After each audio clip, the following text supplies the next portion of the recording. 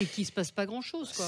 Oui, mais l'arsenal aussi hein. pour lutter contre le trafic sur le plan judiciaire est complexe. Et c'est des enquêtes qui sont complexes. Moi, je sais, dans le 17e arrondissement, on a plusieurs points récurrents. D'ailleurs, on a des points qui font partie du plan STUP de Paris. Donc, vous voyez, On les connaît. Et la préfecture de police, on les connaît pas parce que c'est compliqué. Ah, c'est si, compliqué on connaît les lieux, on connaît les lieux, mais remonter les filières, pas tous les mêmes. monter les dossiers pour qu'ils soient instruits, pour que le parquet saisisse, pour qu'il y ait ensuite de la prison ferme, etc. Enfin, je veux dire, Et il y a tout ça est et il y a extrêmement du long. cannabis dans la Et prison aussi. il faut absolument que l'État s'empare de ce sujet. Le trafic de stupéfiants est un enjeu.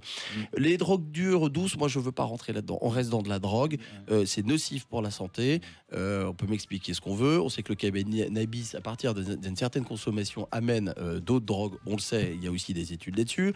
Et on sait que ça a quand même des impacts sur la santé, notamment de nos jeunes, dès qu'ils en prennent très tôt. Je veux dire, il y a des études. Bon, donc si on veut banaliser, on peut banaliser. Moi, je pense qu'il ne faut pas banaliser. Il faut des sanctions immédiates. Et c'est pour ça que je trouve cette mesure va plutôt dans le bon sens, mais permet à la police de se concentrer sur le trafic. Sur le trafic. Allez, ce sera le mot de la fin.